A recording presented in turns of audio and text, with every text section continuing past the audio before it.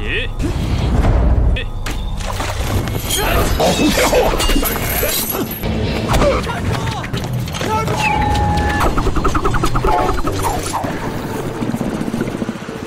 sahabat asik film, gimana kabar kalian hari ini? Semoga tetap sehat walafiat dan dimudahkan segala urusannya. Oke, pada episode kali ini Mimin akan ngebahas sebuah film seru yang menceritakan misteri keberadaan naga Raja Agung dan sosok pemuda cerdik demi mengungkap kejahatan besar yang terjadi di istana kerajaan. Film ini berjudul The Legend of Detective D yang dirilis tahun 2023. Ya adalah, bagaimana kisah perjalanan dan endingnya? Untuk itu tak usah berlama-lama, langsung saja siapin kopi udutnya dan sama-sama 1, 2, 3 semongko.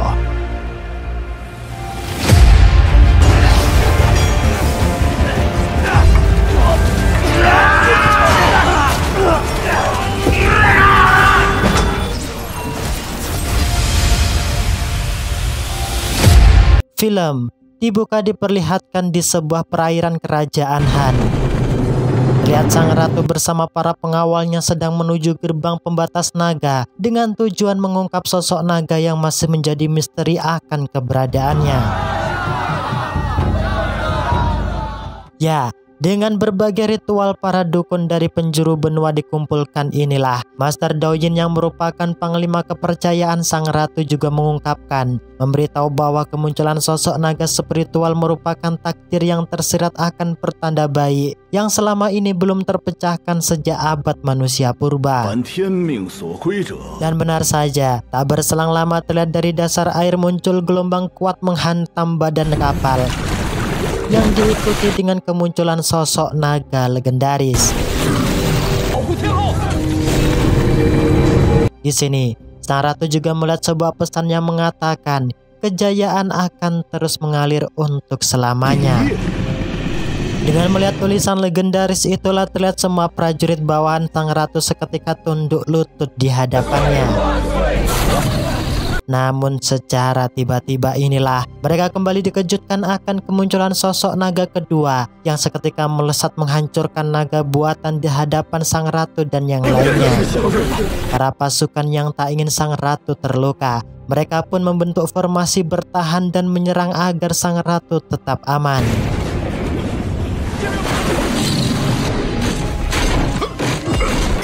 Sang ratu yang merasa kesal karena dipermainkan,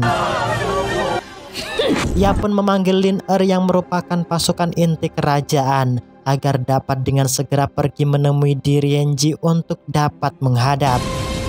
Tak berselang lama esok paginya, di sebuah danau pemancingan milik anaknya Mbok Darmi, nampak sosok sang ninja sedang mengintai untuk membabat orang dari target tujuannya.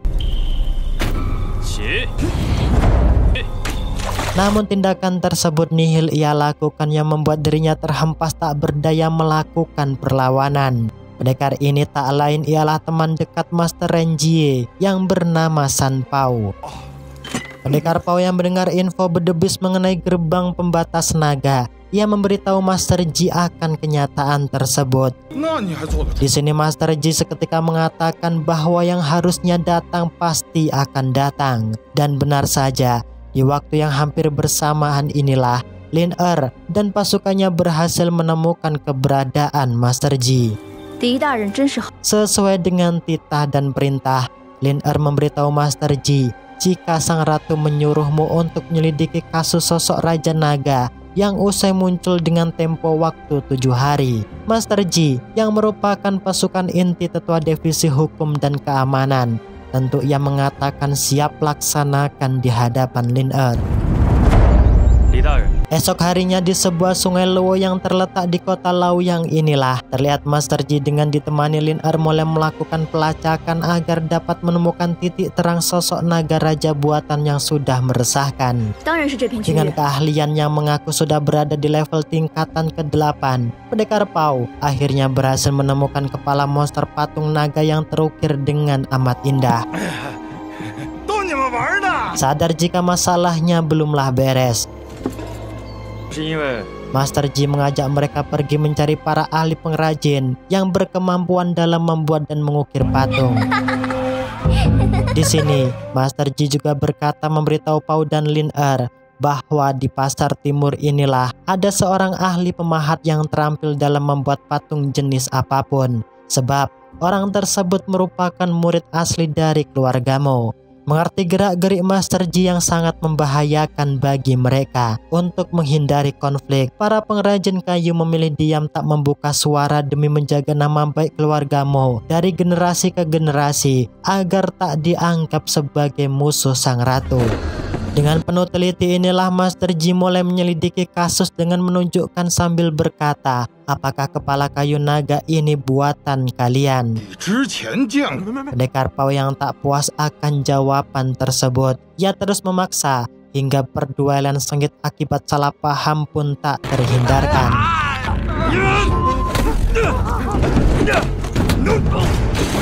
Salah satu warga yang mengerti siapa pembuat patung naga tersebut, ia pun berusaha menerobos masuk untuk memberitahu Master Ji. Di saat hendak menyampaikan akan kebenaran, dengan seketika anak panah melesat kencang ke arahnya yang membuat dirinya tewas seketika. Master Ji dan yang lainnya yang tak ingin si pembunuh asasin kabur, mereka pun bergegas mengejar agar dapat menangkapnya.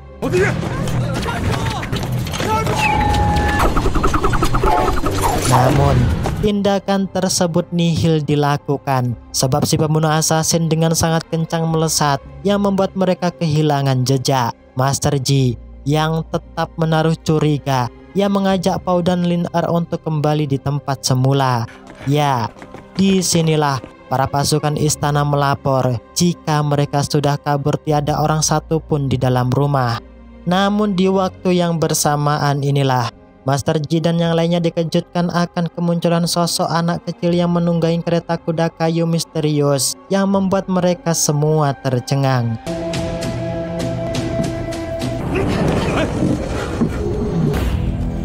Penasaran akan sosok si bocil tersebut, Master Ji mulai melakukan pengejaran agar mendapat arah dari penyelidikannya. Ya, di bawah alam ilusi inilah Master Ji digoda oleh wanita berparas cantik berbodi sembloher yang seketika datang merayunya. Tak ingin menyanyiakan kesempatan, dengan penuh perhitungan matang Master Ji melayani wanita tersebut. Namun masalah tak cukup sampai di situ, dimana dengan tiba-tiba dan lagi-lagi Master Ji dikejutkan dengan teriakan seorang yang meminta pertolongan. Dengan hilangnya teriakan orang meminta tolong inilah muncul sosok naga spiritual dari dasar sungai yang mengatakan serta mengancam Master Ji agar dapat menghentikan penyelidikan jika tak ingin malapetaka menimpa kerajaan dan semua penduduk kota Laoyang.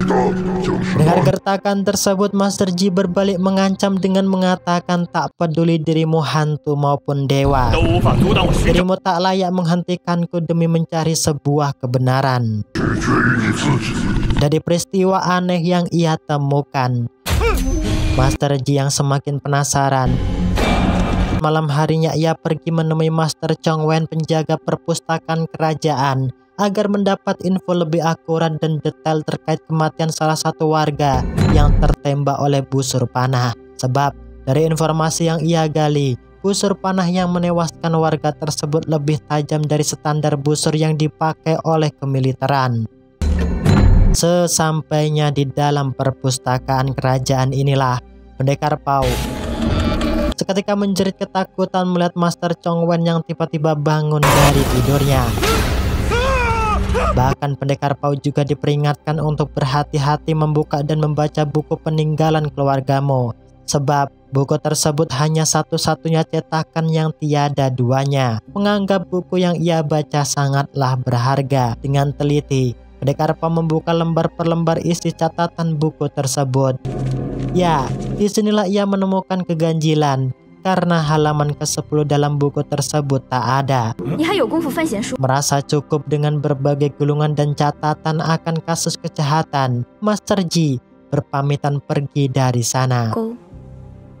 Master Ji yang belum menemukan titik terang, ia kembali melanjutkan penyelidikan, mencari tahanan bernama Su Yang Ji yang juga merupakan pengrajin kayu pembuat busur silang yang mematikan.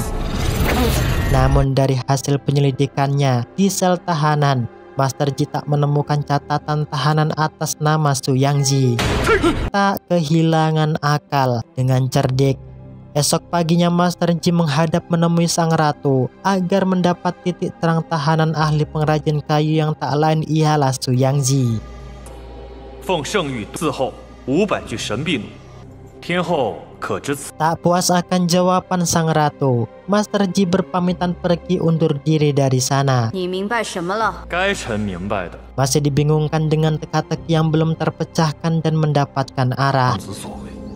Master Ji mulai berpikir keras agar dapat mengetahui keberadaan Su Yangzi serta memecahkan misteri di balik Sungai Yun. 究竟藏着什么秘 Di 密？ sini Master Ji kemudian dihampiri pendekar Pao yang sedang pamer menunjukkan kuda kayu yang barusan ia buat. 你这木马怎么没有眼？ 墨家宝典这书上正 Penasaran dengan perkataan Pao yang mengatakan jika buku peninggalan keluarga Mo yang tak lengkap, ia meminta agar Pao dapat menunjukkan padanya.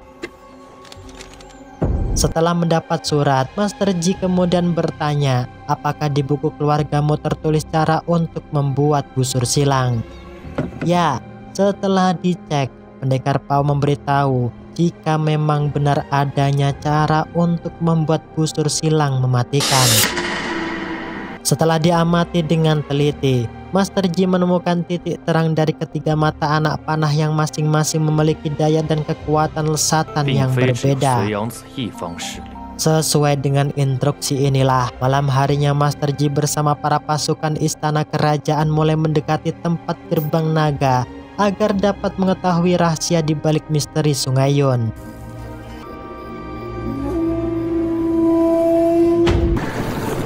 Pendekar Pao yang tak ingin hilang akan kesempatan. Ia pun seketika melesat menghadapi mereka semua.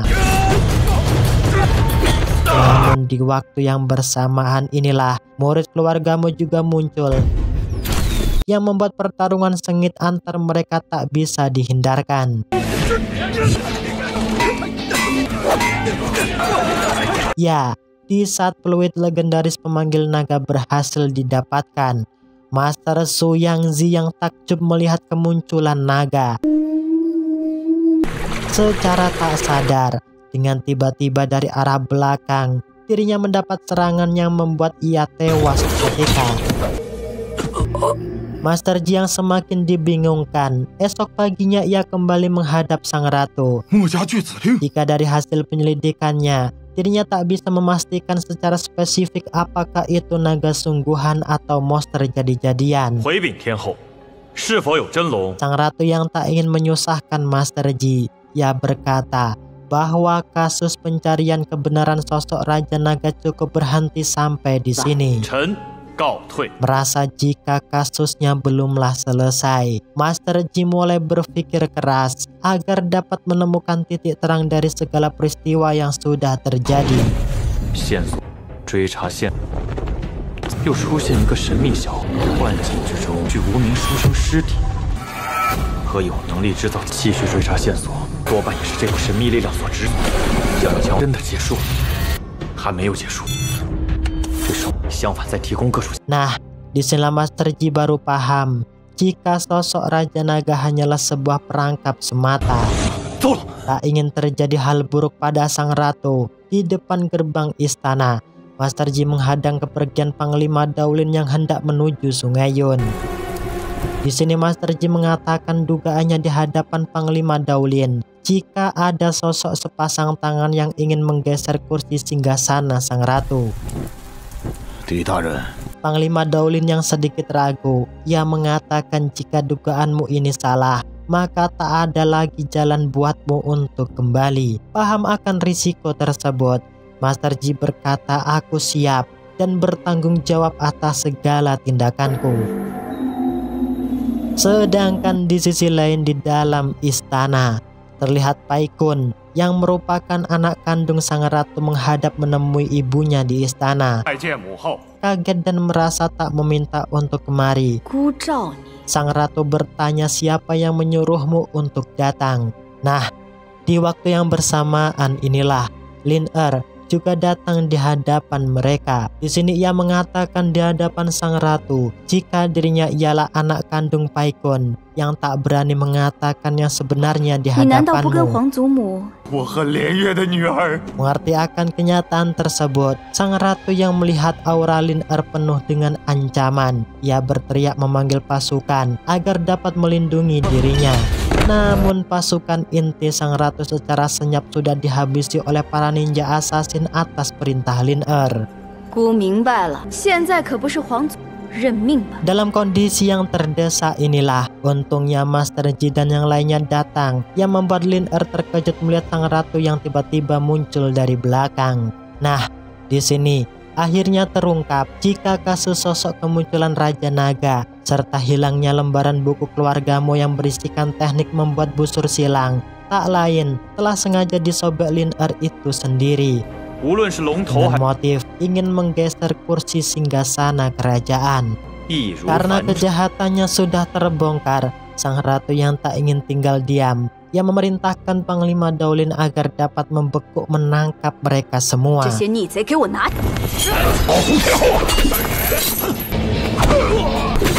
Karena kekuatan serta ilmu kanuragan yang berbanding jauh inilah, tentu di hadapan Panglima Daolin, Lin Er dan semua pasukan ninja assassinnya bukanlah lawan yang imbang baginya.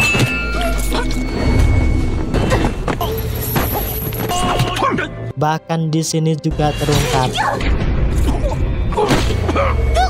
jika orang yang membunuh Master Su Yangzi tak lain Nona Yun Er yang merupakan adik kandung Lin Er itu sendiri.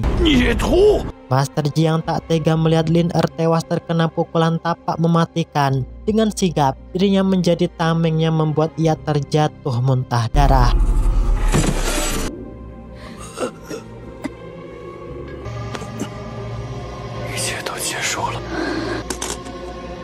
Hingga tak berselang lama esok harinya, di dalam sel jeruji besi inilah terlihat Lin Er dihukum atas perbuatannya. Sang ratu yang masih geram, ia memberitahu Lin Er untuk tak banyak menghayal dan bermimpi terlalu jauh demi menjadi orang nomor satu yang disegani dan dihormati. Karena misinya sudahlah selesai. Dengan ditemani pendekar Pau inilah, Master Ji pergi untuk melanjutkan misi kedua yang tak lain ngopi di warung Mbok Darmi. Hingga pada akhirnya hal yang tak pernah diduga-duga pun terjadi, yaitu film pun selesai. Oke, terima kasih untuk kalian yang menonton video ini sampai habis. Jangan terlalu memaksakan diri untuk menggapai suatu hal, karena hal itu bukanlah porsi yang pas bagimu. Ya adalah, saya Miminasi Film pamit undur diri karena mau ngebayar hutang di warung Mbok Darmi. Saya Miminasi Film, bye-bye.